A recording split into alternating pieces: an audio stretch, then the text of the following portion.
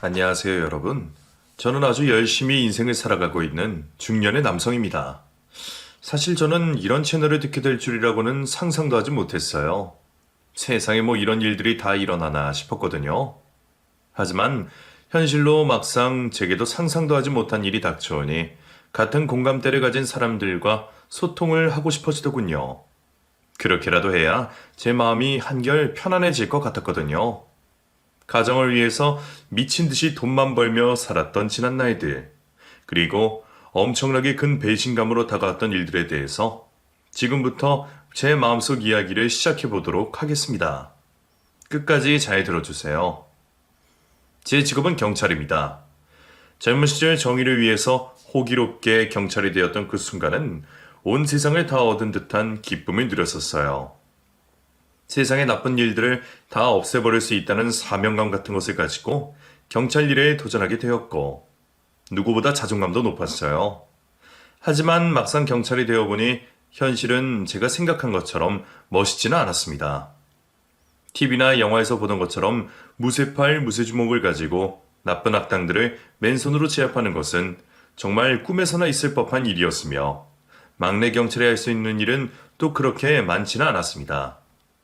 월급이 엄청 많지도 않았고 복지 혜택도 좋지는 않았지만 그때는 꿈과 열정이 있었기에 참고 기다릴 수 있었죠.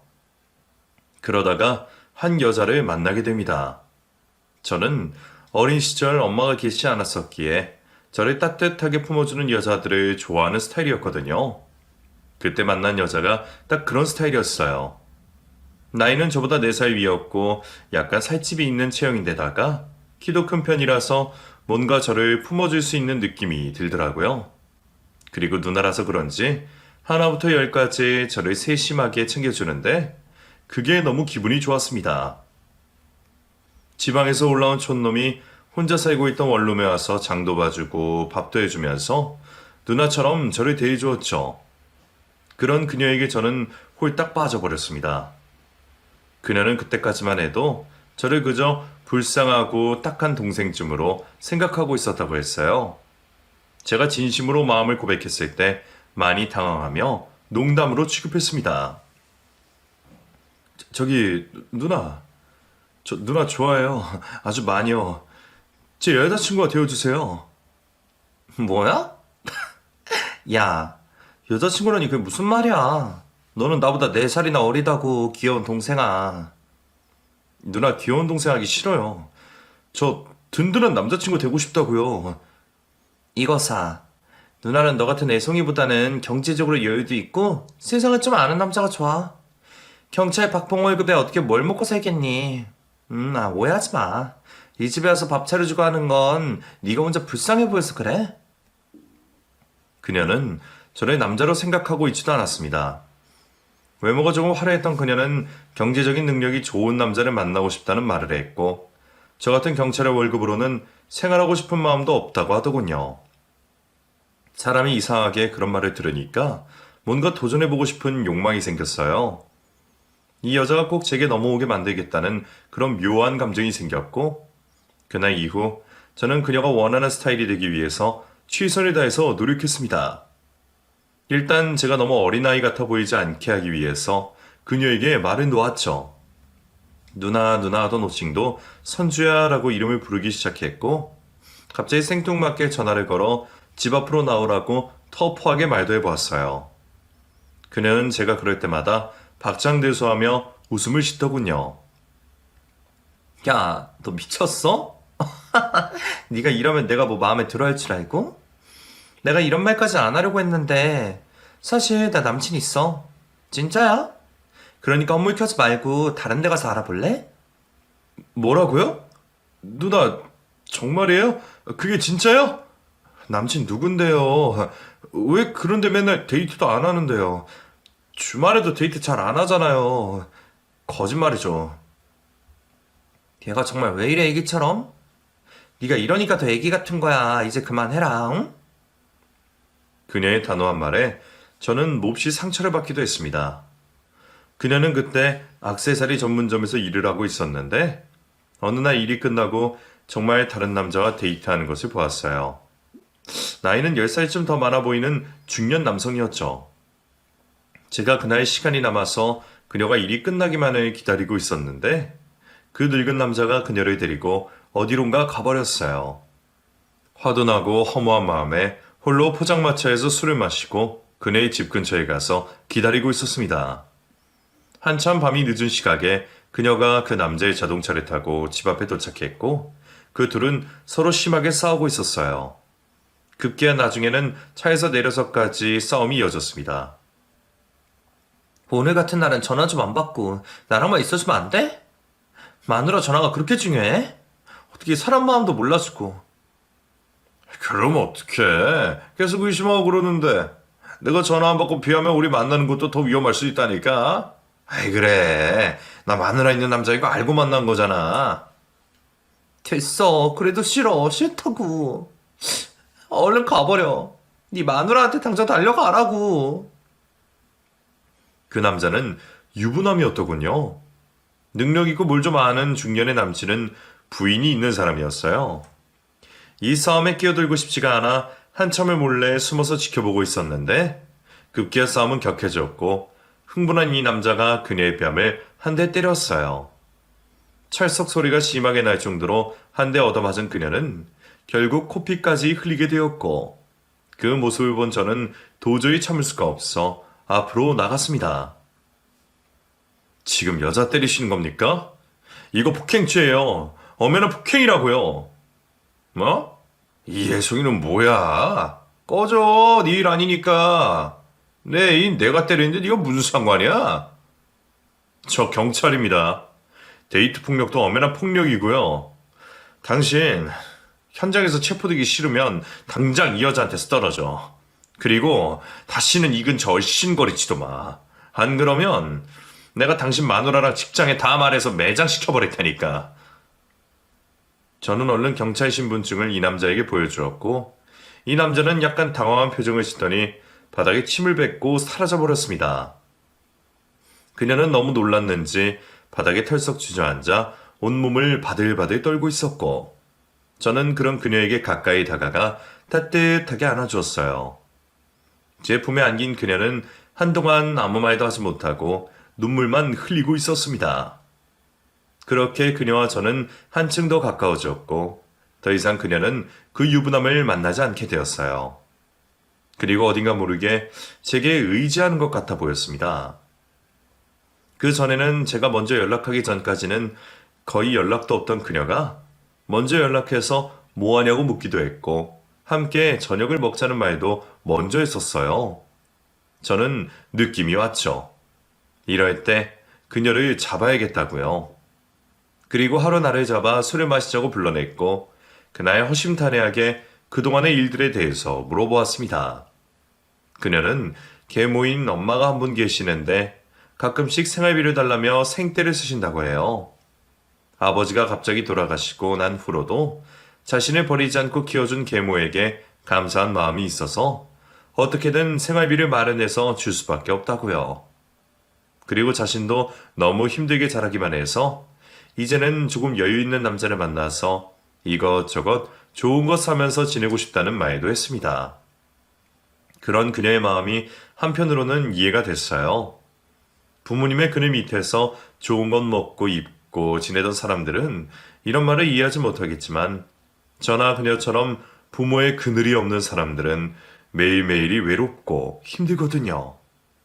그렇다 보니 앞으로의 인생은 여유 있고 편안하게 어느 그늘 밑이라도 찾아 들어가 쉬면서 보내고 싶었을 거예요. 그녀는 그런 말을 하면서 눈물까지 흘렸습니다. 나 이런 여자였어. 실망이지. 그러니까 이제 나 같은 여자 좋아하지 말고 다른 여자 좋아해. 어? 실망 아니야. 누나, 아니 선주씨, 내가 지켜줄 거야. 내가 선주씨 그늘이 되어줄게. 마음껏 편안하게 쉬라고. 난 선주씨 다 이해해. 지난 과거는 그만 잊고 나랑 새 출발하자. 내가 꼭 행복하게 해줄게. 진짜 너 천사구나. 이런 나 싫지도 않냐? 유부남이랑 돈 보고 연애하고 나 그런 애라고. 이렇게 솔직하게 말해줘서 난 더 좋은걸? 싫긴 왜 싫어. 나 선주 씨 사랑해. 정말 많이 사랑하고 있다고. 술도 얼큰하게 취했겠다. 서로의 속마음도 얘기했겠다. 저희는 누가 뭐라 할 것도 없이 함께 밤을 보냈습니다. 그동안 너무 많이 좋아했던 제 마음은 그녀를 향해 불타올랐어요.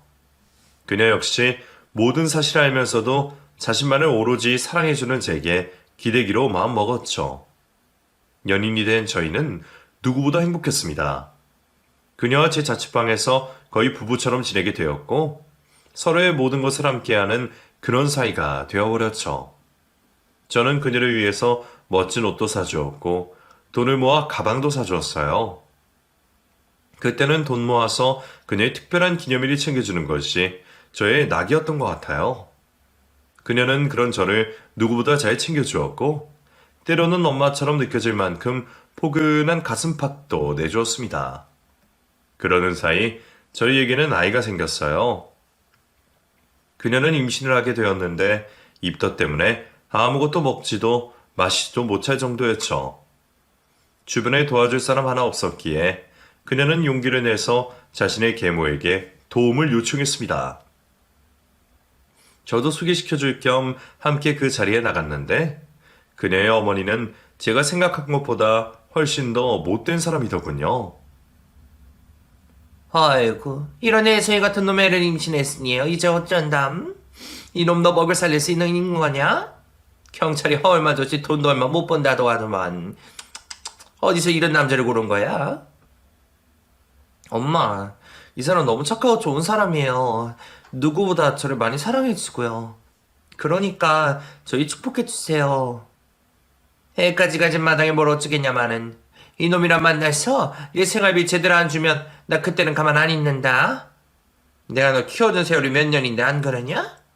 그리고 결혼할 때 하나밖에 없는 신부 엄마한테 해줄 건 다 챙기는 거 알지? 남들한테 나도 자랑 좀 하고 그러고 살자. 내가 목록 보낼 테니까 부족하지 않게 알아서 잘 챙겨. 그녀가 입덧 때문에 힘들다는 말을 하는데도 아랑곳하지 않고 자신이 갖고 싶은 목록만 적는 그녀의 계모를 보니 그녀가 더욱더 불쌍해졌어요. 이런 사람한테서 자랐으니 얼마나 힘들었을까 하는 생각에 가슴이 턱 막히기까지 했습니다. 저희는 아주 조촐한 결혼식을 준비했어요. 아주 작은 예식장에서 하객들 몇몇 분들만 모진 상태로 진행되었죠. 아내는 입덧이 심해서 얼굴이 뾰루퉁한 상태로 웨딩드레스를 입었는데 나중에 꼭 다시 예쁜 드레스를 입고 멋진 곳에서 결혼식을 다시 하고 싶다고 했습니다. 저는 그녀가 하고 싶다는 것은 무엇이든 다 해주고 싶어서 꼭 그러겠노라 약속까지 했고요. 그렇게 조촐한 결혼식이 끝나고 몇 달 지나지 않아 예쁜 딸아이를 출산했어요. 제가 그때 너무 바쁜 일이 있어 아내의 진통 내내 함께 있어주지 못한 것이 너무 미안했습니다. 투룸짜리 오래된 빌라 월세에 살면서 저희는 연이어 아이를 셋이나 낳게 되었어요. 아이를 키우는 것이 너무너무 힘들다고 했는데도 이상하게 아이가 너무 잘생기더라고요. 계획한 것도 아닌데 어째 그렇게 되어버렸네요. 아이 셋을 키우는 일은 보통 일이 아니더군요. 아내는 하루하루가 너무 힘들다고 짜증을 내기 시작했고 제가 일이 끝나지도 않았는데 빨리 오라며 전화를 10통도 넘게 하는 일이 잦았습니다. 경찰의 특성상 밤을 지새우는 일도 많고 주말이나 공휴일도 잘 쉬지 못할 때가 많은데 아내는 그런 부분을 이해하지 못했어요. 저는 그런 아내와 아이들에게 늘 미안한 마음만을 가지고 살았죠. 매일매일 미안하다고 하는 말이 기계적으로 입에서 자동으로 나왔지만 아내는 만족하지 않았습니다. 그리고 그런 대가로 돈이나 많이 가져오라는 말을 하기 시작했어요. 그렇게 미안하면 돈이나 많이 벌어와. 허구한 날 밖에서 일한다면서 집꼬리만 커지면 어떻게 살아? 애도 셋씩이나 낳았으면 돈이나 듬뿍 벌어야지, 안 그래? 아니 여보, 월급이라는 게 내가 전원 가는 거 아니고 나도 많이 벌고 싶지. 왜 안 그렇겠어. 맨날 나가서 일하잖아. 근데 월급이 왜 이 모양이냐고. 능력이 안 되면 나가서 뭐 알바라도 해서 더 벌든가.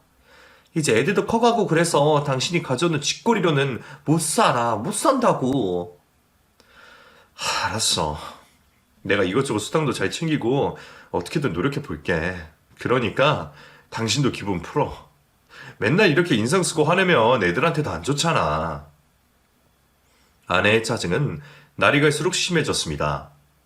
아이들이 한창 크는 나이인지라 부모가 하는 행동을 고스란히 배울 수밖에 없는데 어느 날은 큰아이가 아내의 말을 그대로 따라하더군요.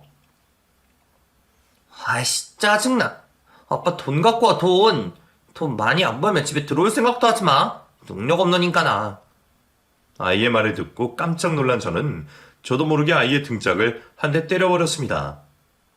너 이거 무슨 말이야? 아빠한테 무슨 말버릇이야? 엄마가 맨날 이러잖아. 나 엄마 말 따라한 건데 나 왜 때려? 엄마는 안 때리고 왜 나만 때려? 아이는 울면서 저를 원망의 눈빛으로 쳐다보았고 그날 밤 저희 부부는 엄청나게 크게 싸움을 했어요. 늘 무슨 일이든 화를 내지 않고 참던 저도 그날은 그날만큼은 참지 못하겠더라고요. 아이들은 울고불고 난리가 났고 아내도 여태껏 쌓여있는 분노가 많았는지 제게 큰 소리로 소리쳤어요. 너 같은 애송이랑 애초에 결혼하는 게 아닌데 내가 미쳤지. 돈도 쥐꼬리만큼 가져와서 뭐 먹고 살라는 거냐?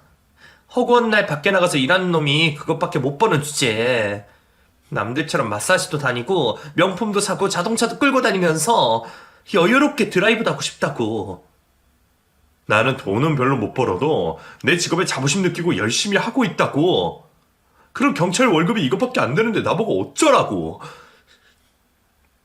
저는 너무 서러워서 눈물이 다 나더군요. 그래도 경찰이 되어서 힘들지만 자부심을 느끼고 열심히 뼈 빠지게 일하고 돈도 아껴 쓰고 있는데 이런 말을 들으니 너무 서글펐습니다. 크게 부부싸움을 하고 며칠 동안 말도 하지 않고 지내다가 저는 결심했어요. 가끔씩 쉬는 날에만 할 수 있는 아르바이트를 찾아보기로요. 어찌됐건 아이 셋을 낳은 것도 저고 5가족이 살아가기에 생활비가 충분하지 않은 것도 사실이었으니까요. 아는 형이 소개시켜준 족발집에서 배달 알바를 하면서 잠을 줄여가며 일했습니다. 그리고는 모든 돈은 아내에게 다 갖다 바쳤고요. 담배도 피우지 않던 제가 아내에게 한 달 용돈으로 받는 돈은 30만 원 정도였는데 밥 사 먹고 오래된 중고차 기름값을 하면 매월 모자라서 허덕였었죠. 하지만 저는 현실을 원망하지 않았습니다. 가족을 위해서 최선을 다하는 일로 생각하고 뼈가 빠지도록 잠도 못 자면서 일을 하고 또 했어요. 하루는 너무 힘이 들어 고기가 먹고 싶었지만 용돈이 모자라서 국밥 한 그릇으로 때운 적도 있었어요. 이런저런 아는지 모르는지 아내는 조금씩 변해가기 시작하더군요. 제가 버는 돈을 어디에 쓰는지 정확히 알 수는 없었지만 아내의 옷장에는 못 보던 옷과 가방이 가득했습니다. 어디서 났느냐고 물었는데 아내는 친구가 쓰던 것인데 당분간만 빌린 것이라며 둘러댔어요. 아내 친구 중에 결혼 전부터 오랫동안 친한 친구가 한 명 있었는데 그 친구가 좀 화려하고 그런 생활을 했었거든요. 워낙에 친한 친구라서 결혼 전부터 저도 자주 함께 만났었기에 처음에는 그저 그런 줄로만 알고 있었죠. 그러던 어느 날 은행에서 전화 한 통이 걸려왔습니다. 아내가 직접 제 이름으로 대출을 신청했다고 하더군요. 신용대출과 집담보대출을 받았다고 하는데 확인차 제게 전화를 걸었더군요. 돈도 작은 금액이 아닌데 저와 한마디 상의도 없이 대출 신청을 한 아내가 황당해서 물었죠. 여보, 무슨 대출 신청했어? 전화가 왔던데 그 큰돈이 왜 필요한 거야? 응? 아, 그게 말이야. 저기 내 친구 있잖아, 수진이. 걔가 사업 시작하는데 좀 빌려달라고 해서 잠깐만 빌려주는 거야. 곧 받을 거니까 걱정하지 마. 걔가 사업 사안이 좀 있잖아. 이혼하고 이자로 받은 걸로 하는데 조금 모자라다고 해서 빌려준 것 뿐이야. 걱정할 거 하나도 없으니까 그냥 은행에는 한다고 말만 해줘. 확실한 거야? 남의 사업 자금은 빌려준 게 아니라고 하는데 난 좀 걱정이 돼서 말이야. 우리 집 형편이 썩 좋은 것도 아니고 집도 하나 그거 겨우겨우 마련한 건데 추가 대출까지 받는 건 좀... 걱정하지 말라니까 그러네. 정말 당신은 너무 어리다 어려. 매달 꼬박꼬박 이자도 준다고 했으니까 우리한테는 더 이득이라니까? 아무튼 살 경험 없는 남자는 피곤하다니까. 에휴, 답답한 인간. 아내는 제 말을 싹 무시했고 자신의 의사대로 결국 대출을 진행했습니다. 그 돈이 정확하게 아내 친구에게 빌려준 건지 어쩐 건지 저는 알지도 못한 채로 또다시 매일매일 아껴가며 돈을 벌었죠. 나중에는 대리운전이 쏠쏠하다는 지인의 말에 그런 알바까지도 하면서 추가로 돈을 벌었습니다. 그렇게 시간이 흘러 큰아이는 사춘기 중학생 소녀가 되어 있었죠. 그 시기에 제가 일 때문에 많이 바빠서 집안에 신경을 잘 못 쓸 때였는데 큰아이와 아내가 사이가 몹시 좋지 않아 보이더군요. 제 일의 특성상 집에 못 들어오는 날도 많고 주말에도 근무를 해야 했었는데 제가 없는 사이에 아주 많이 다투었다고 둘째 아들 녀석이 귀뜸을 해주더군요. 급기야 큰딸은 학교에서도 친구랑 크게 싸움을 해서 소문이 좋지 않았고 가출까지 일삼는 아이로 변해버려 있었습니다. 저는 너무 답답한 마음에 큰딸 아이를 밖으로 불러서 얘기를 했어요. 혹시 집에 무슨 불만이라도 있는 거야? 우리 큰딸은 아빠 엄마의 가장 소중한 첫 번째 보물인데 이렇게 하니까 너무 속상해서 말이야. 오늘은 아빠가 화 안 내고 무조건 다 들어주기만 할 테니까 말해봐. 어? 아빠, 엄마가 요즘 뭐하고 다니는지 알아? 어? 그게 무슨 말이야? 엄마가 뭐하고 다니냐니? 엄마 있잖아. 아무래도 이상해. 맨날 나한테 동생들 맡기고 어디를 그렇게 쏘다니는지. 그리고 저번에는 남자들하고 문자 보내고 전화통화해서 약속 잡는 거 내가 들었다니까? 그러니까 내가 집에 있고 싶겠어? 뭐? 설마 네가 잘못 들었겠지. 엄마도 사람이니까 집에만 있기 답답해서 엄마 친구들도 만나고 하는 거겠지. 하루 종일 집에만 있으면 얼마나 답답하겠어. 모르는 소리 하지 마, 아빠. 맨날 집에만 있다니. 맨날 집에 없다니까? 밥도 맨날 나보고 동생들 카레 데워주라고 하고, 햇반이나 3분 카레 아니면 라면 같은 것만 먹는다고. 그러면서 엄마는 화장도 진하게 하고, 예쁜 옷 입고 술 취해서 밤늦게 들어오고. 한 번 나가면 새벽 2, 3시는 기본이라니까. 나 그래서 이 집이 너무 싫어. 특히 엄마는 같은 공간에 있고 싶지도 않다고. 딸아이의 말은 꽤 충격적이었습니다. 제가 집을 비우는 사이 아내의 행동은 너무 심할 정도로 밖으로 돈다고 하더군요. 더군다나 동생들에게는 아빠한테 말하면 그때부터 아빠 얼굴 못 볼 수도 있다고 엄포까지 놔서 동생들이 무서워서 제게 말도 하지 못했었다고 했어요. 기가 막히고 황당한 딸의 말에 저는 아내에게 물어보았습니다. 아내는 버럭 화를 내면서 자신은 절대로 그런 일이 없다며 오히려 저를 의처증이 있는 남편으로 몰아갔어요. 그러면서 자신은 친구가 소개시켜준 알바를 하러 다녔고 끝나고 일이 힘들어 잠깐씩 밥 한 끼 먹은 죄밖에 없다고 말했어요. 아내의 친한 친구가 하는 사업이 꽤 잘 돼서 그곳에서 알바를 한다고 하더라고요. 아내의 말을 이번에는 믿을 수가 없어서 제가 직접 아내 친구를 만나보기로 했습니다. 그런데 아내 친구는 자신은 돈을 빌린 적이 없고 오히려 제 아내에게 돈을 빌려주고 받지 못한 게 한두 푼이 아니라고 하더군요. 제 아내가 씀씀이도 너무 크고 명품을 좋아해서 매월 빚을 내서 그런 걸 산다고도 했어요. 돈을 빌리긴 누가 빌려요. 나 이혼이자를 받은 걸로 사업 잘하고 있구만. 오히려 나보고 맨날 돈 빌려달라고 자기 카드 끊겼다고 그래서 아주 난감할 때가 한두 번이 아니라니까요. 돈도 없는 게 씀씀이라 왜 그렇게 큰 지원? 네? 정말요?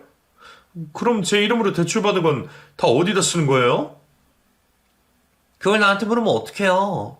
걔네 엄마 생활비도 주고 밀린 카드 같은 거 갖고 뭐 그러겠죠. 제가 또 이런 얘기하는 거 바로 티내면 안 돼요? 절대 나한테 들은 얘기는 비밀이에요. 비밀? 저는 그렇게 아내에 대해 조금씩 알아가기 시작했습니다. 그리고 사람이 한번 의심이 들기 시작하니까 하나부터 열까지 믿지 못하겠더라고요. 아내가 하는 말과 행동 모든 것이 궁금해졌습니다. 그래서 아내에게 온 카드 명세서나 대출 관련된 자료들을 찾으려고 집에 일찍 들어온 적도 있었어요. 화장대 서랍과 옷장 안쪽을 뒤져보니 카드 명세서가 나오더군요. 어마어마한 금액의 결제 금액이 적혀 있었고 목록을 자세히 보니 장기 카드 대출과 현금 서비스까지 받아놓은 상태였습니다. 백화점 명품관, 마사지숍 이름, 유명한 액세서리 점포 이름도 적혀 있었는데 아주 기가 막히고 황당하더군요. 애들 옷장에는 어디서 얻어 입힌 구질구질한 옷들만 가득했는데 말이죠. 엄마라는 사람이 어떻게 이럴 수가 있는 건지 도무지 이해가 되질 않았습니다. 솔직히 저도 옷이나 이런 것에 관심이 없어서 맨날 똑같은 옷만 입고 다니는데도 단 한 번도 옷을 사달라는 말을 하진 않았어요. 덕분에 결혼하기 전에 입었던 옷들 대부분을 아직도 잘 입고 다니고 있었고요. 주변에서는 마누라가 옷도 안 사주냐며 목이 늘어난 티셔츠를 보고 우스갯소리를 하곤 했지만 그런 것쯤은 별로 신경 쓰지 않았죠. 하지만 현실을 확인하고 나니 정말 기가 막히더군요. 어떻게 남편과 아이들이 생기는 것은 단 하나도 없이 자신의 것만 이렇게 욕심을 많이 낼 수가 있을까요? 그것도 모두 대출을 받은 돈을 쓰면서까지 말이죠. 뿐만 아니라 제 이름으로 날아온 명세서까지 모두 다 감추어 놓은 것으로 보였는데 대출받은 이자도 갚지 못해서 밀려있던 상태로 조만간 경매로 집이 넘어가게 생겼더군요. 답답한 마음에 한숨을 푹 쉬고 있으니 큰딸이 제게 다가와서 배가 고프다고 했습니다. 오늘도 엄마가 자기한테 동생들 저녁을 챙겨주라고 한 걸 보니 엄청 늦게 나올 것 같다며 지긋지긋한 카레, 짜장은 그만 먹고 싶다더군요. 저는 학원이 끝나고 집으로 온 아이들을 모두 데리고 밖으로 나가 삼겹살을 사주었습니다. 그동안 제가 먹고 싶어도 아끼느라 사먹지 못한 것을 아끼지 않고 다 사주었죠.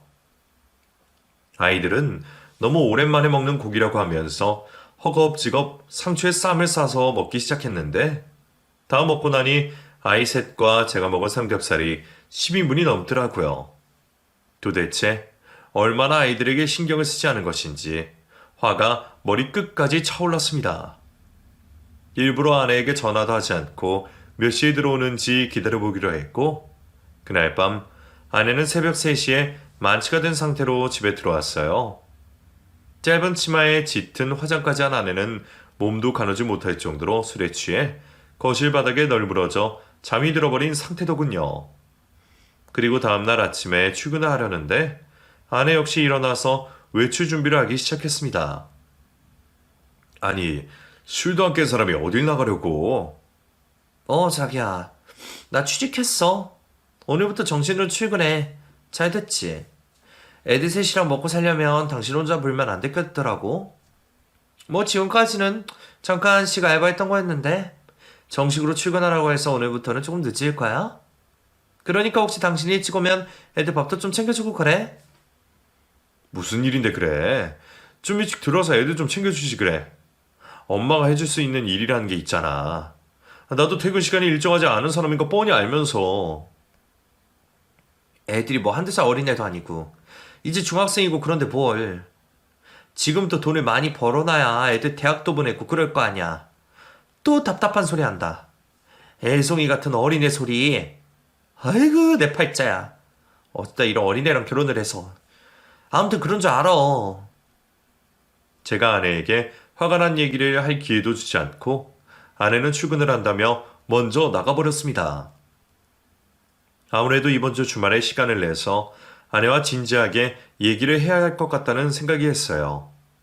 장모님 생활비 문제도 그렇고 대출 문제도 그렇고 뭐가 좀 정리가 필요할 것 같더라고요. 계속 이런 식으로 아내의 씀씀이를 어떻게 견뎌내겠어요. 그리고 그날 저녁 일찍 퇴근을 하려고 생각했지만 신고가 들어와 역시 늦게 퇴근을 하게 되었죠. 누군가 신고를 했는데 노래방에서 불법 영업을 하고 있다는 신고였습니다. 스타렉스 차량에서 여자들이 노래방 안으로 들어가서 매일매일 함께 노는 것을 봤다고 하는 신고였고 마침 제가 그곳으로 단속을 나가게 되었어요. 노래방 앞쪽에서 대기를 하고 있다가 찰나를 포착하고 잠시 후 그곳으로 들어가게 되었는데 그곳에서 짙은 화장을 한 아내를 마주쳤습니다. 어? 뭐야 당신? 네가 왜 여길 와? 일하느라 늦는다더니 여기 딴 여자랑 놀러 왔냐? 어? 여보, 무슨 소리야 그게. 나 경찰이잖아. 단속 나온 거야, 단속. 당신은 뭐야 지금? 이 방에서 왜 나와? 아니, 당신 지금 이게 뭐 하는 거야? 아니 그게 아니라 저기 있잖아 내 친구가 말이야. 아내는 두 눈이 휘둥그레져 저를 제대로 쳐다보지도 못하며 말을 버벅거렸습니다. 그리고 잠시 후 그곳에 사장이라는 사람을 만나게 되었는데 그 사람이 바로 다름 아닌 아내의 가장 친한 친구였죠. 알고 보니 아내는 친구가 차린 노래방에서 불법적으로 일을 하고 있던 상황이었어요. 믿지 못할 일이 눈앞에 펼쳐지자 잠시 사람이 멍해지더군요. 무슨 말이 나오지도 않고 그냥 멍한 상태로 잠시 가만히 있기만 했어요. 저와 후배를 발견하고는 그곳에 있던 사람들이 우왕좌왕하며 빠져나가려고 할 때 후배가 현장에서 사람들을 체포하기 시작했습니다. 선배, 뭐하고 계세요? 얼른요! 후배의 말에 정신이 번쩍 든 저는 제 손으로 와이프를 현장에서 체포할 수밖에 없었죠. 술 냄새와 향수 냄새가 가득한 제 와이프를 이렇게 보다니 정말 기가 막히게 누르시더군요. 아내는 설마 제가 진짜 자신을 체포하리라 꿈에도 생각 못한 듯 당황한 표정을 지더니 빨리 당장 자신을 빼달라고 제 옆에서 속삭였습니다. 여보 뭐 하는 거야? 어? 지금 미쳤어? 빨리 안 놔줘? 내가 몰래 혼자 도망갈 테니까 얼른 이거 놔주라고. 저는 아내의 말을 들은 채도 하지 않았어요. 제 후배는 저와 아내를 번갈아 쳐다보면서 설마 했었나 봅니다. 나중에 제게 조심스럽게 진짜 형수님이 맞느냐고 묻길래 그저 고개만 끄덕였었죠. 이 상황을 지켜보고 있던 아내의 친구는 제 팔에 붙들고 사정사정을 했어요. 아 정말 왜 이래요 우리 사이에. 나 누군지 몰라? 나 선재 친구잖아. 우리 얼마 전에도 만났잖아요. 앞으로 안 할게. 어? 절대로 안 할게. 근데 이거 누가 신고한 거야? 나쁜 놈. 분명히 저기 저 맞은편에 있는 그 놈이 한 걸 거야. 이러지 마세요. 불법을 저질렀으면 죗값을 받으셔야죠. 일단 경찰서로 갑시다. 가서 얘기하자고요. 아 정말 이럴 거야 어? 나이도 한참 어린 놈이 진짜 세상을 몰라도 너무 모르네. 얼마면 돼? 얼마 챙겨줘? 니네 집 형편 내가 아니까 내가 밀린 이자 좀 갚아주면 되냐? 이렇게 빡빡하게 굴 일이 아니잖아. 아내의 친구는 제게 버럭 화를 내며 소리치더라고요. 제가 들은 채도 하지 않자 제 팔을 막 끌어당기면서 매서운 눈초리로 째려보기까지 했습니다. 이어서 아내 역시 저를 보며 등신 같은 놈이라는 말을 하더군요. 아이고 저 등신 같은 인간, 애송이 같은 인간.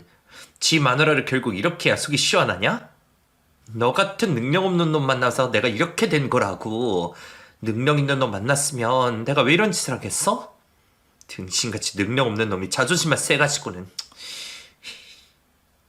저는 들은 채도 하지 않고 그 자리에서 불법적인 일을 벌였던 사람들을 다 체포해서 경찰서로 향했습니다. 그 사이에 아내는 자신의 어머니에게 연락을 했는지 경찰서로 장모님이 달려오셔서 제 멱살을 잡으시더군요. 이런 몹쓸 인간을 봤냐? 이게 어디서 지 마누라한테 이런 짓을 해? 야, 네가 이러고도 사느냐? 마누라 지키지도 못할 망정 어디서 배은망덕한 놈이. 장모님, 왜 이러세요? 이거 놓으세요. 잘못했으면 죄를 받아야죠. 여기서 이러시면 안 됩니다. 공무집행 방해예요. 어쭈? 이놈의 인간이 찌려보는 게 한 대 치겠네. 능력 없는 놈 만날 때부터 내가 알아봤다. 장모한테 생활비 준 능력 없는 인간을 내가 사위라고. 아이고 내 팔자야. 장모님은 경찰서 안에서 제게 막말을 마구 쏟아내셨어요. 아내는 그런 장모님을 보면서 도움의 손길을 요청하는 것 같았습니다.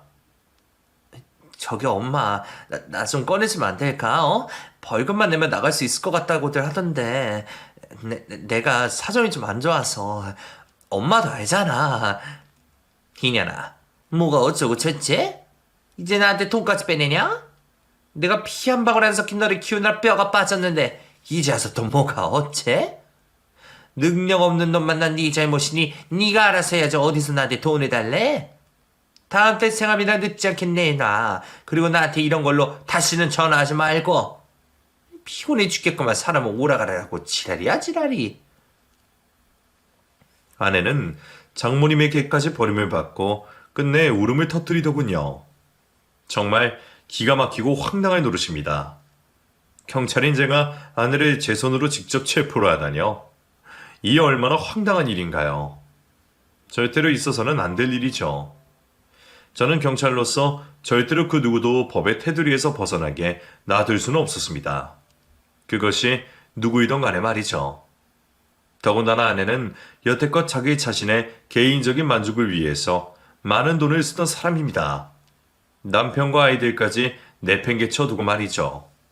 그런 사람은 제대로 자신의 죗값을 치러야 한다고 생각해요. 그 노래방은 일정 기간 동안 영업정지와 벌금형에 처해졌고 그곳에서 일을 하던 여자들과 손님들 역시 벌금형에 처해지고 일은 마무리가 되었습니다. 아내는 집으로 돌아와서 제게 말했어요. 저기 여보, 그게 말이야. 내가 처음부터 그러려고 한 건 아니고 말이지. 돈에 쪼달리고 생활비에 쪼달리다 보니까 당장에 이자도 메꿔야 하고 카드도 끊겼는데 아이들 학원비는 벌어야 되잖아. 그래서 이제 더 이상 사람 속이지 말자. 당신의 애들 학원비나 생활비 때문에 그런 건 아니잖아. 가슴에 손을 얹고 생각해봐. 당신 옷장 속에 있는 명품 가방이나 옷들, 그거 다 무슨 돈을 산 거야? 당신 친구 것도 아니고 당신 친구 돈 빌려준 것도 아니잖아. 이거 다 당신이 흥청망청 쓰느라 생긴 일 아니야? 저기 보이는 게 전부는 아니야 여보. 우리 엄마 생활비도 달라고 하도 생태 쓰시고 그래서 그것도 드렸고 애들 3명 키우고 먹이는데 돈이 얼마나 들어가는지 알아? 당신은 맨날 늦게 오고 그래서 알지도 못하잖아. 애들 맨날 인스턴트 식품 먹이고 그러는 거 나 다 알아. 그렇다고 내 밥을 뭘 챙겨주기를 하니? 너 아무것도 안 하잖아. 내가 밖에서 대리기사 뛰고 배달일 할 때 너는 좋은 옷 입고 나가서 술 먹고 놀고 그러는 거 다 알아. 남자들하고 따로 만나서 노는 것도 우리 큰딸이 나한테 얘기해 주더라. 도대체 얼마나 그러고 돌아다닌 거냐? 이제 그만하자. 더 이상 애들 앞에서 쪽팔린 꼴 당하지 말고. 뭘 그만해. 저기 나 앞으로 잘할게. 이번 일로 많은 걸 느꼈다니까? 나 잘할 수 있어. 진짜야. 진짜라고. 아내는 이때까지만 해도 자신의 입장을 둘러대며 변명거리를 만들어댔습니다. 그런 아내의 모습에 저는 정말 치가 떨렸어요. 아내는 어제도 아침부터 밖으로 나가서 마사지를 다니고 남자와 돌아다니며 밥을 먹고 돌아다녔고 저녁이 되어서 저 노래방에 출근을 했었더군요. 이 사실을 모두 알게 된 이상 같은 공간에 있기도 싫었고 아이들에게 그런 아내가 안 좋은 모습을 보일 것을 생각하니 그것도 싫었습니다.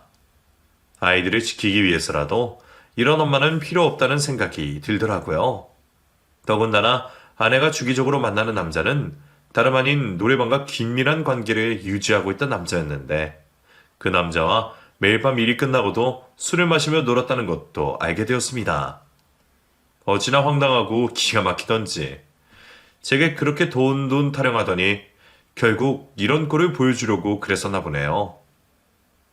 아이들에게 지금 당장은 상처가 될 수도 있겠지만 먼 훗날 차라리 이 선택이 잘 됐다는 생각이 들도록 저는 아내와 이혼을 결심했습니다. 재산분할은커녕 아내가 진 빚 덕분에 집도 줄여서 이사를 가야 했지만 그래도 저는 아내와의 이혼이 잘한 것이라는 생각이 들어요. 아내는 끝까지 이혼은 안 된다며 이제 와서 아이들을 걱정하는 척 했지만 저는 믿지 않았습니다. 그리고 아이들 역시 매일 엄마가 집에 없고 있을 때는 화만 내고 그랬다면서 별로 엄마를 그리워하지 않더군요.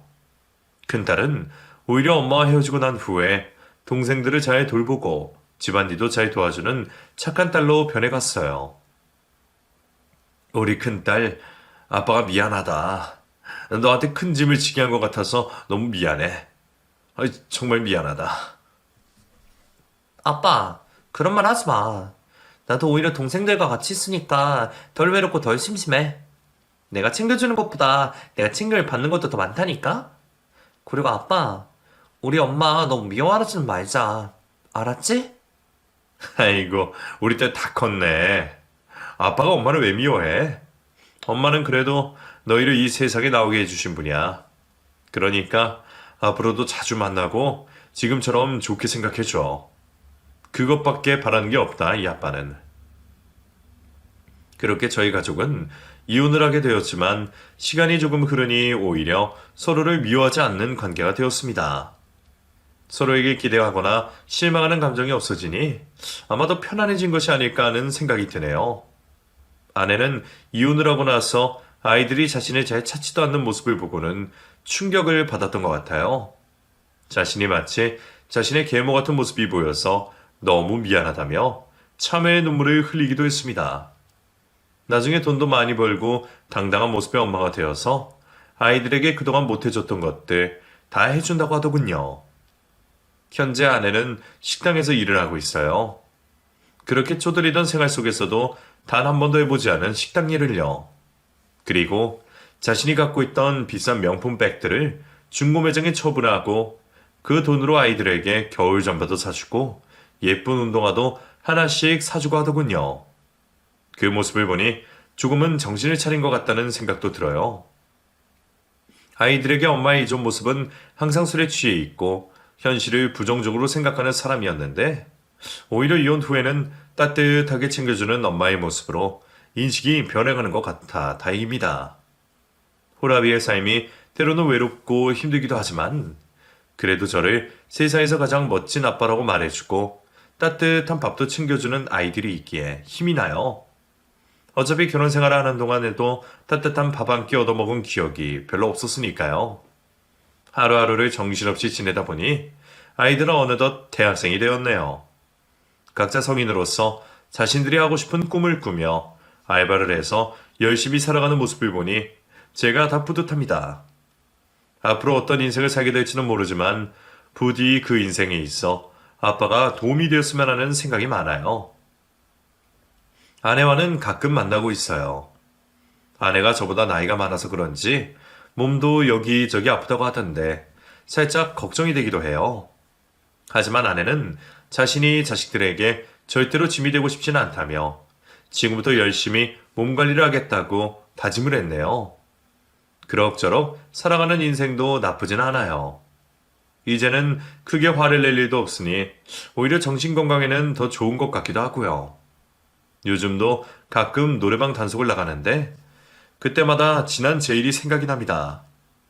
얼마나 그때 황당하고도 분했는지 아직도 그 감정이 고스란히 기억이 날 때가 있어요. 하지만 이곳에 이렇게 털어놓고 나니 조금은 속이 시원해지는 것 같습니다. 여러분도 가슴속에 말 못할 고민을 담아주셨다면 이곳에 털어놓아 보시길 추천드리며 이 글을 마치겠습니다. 건강 조심하시고 모두 행복하세요.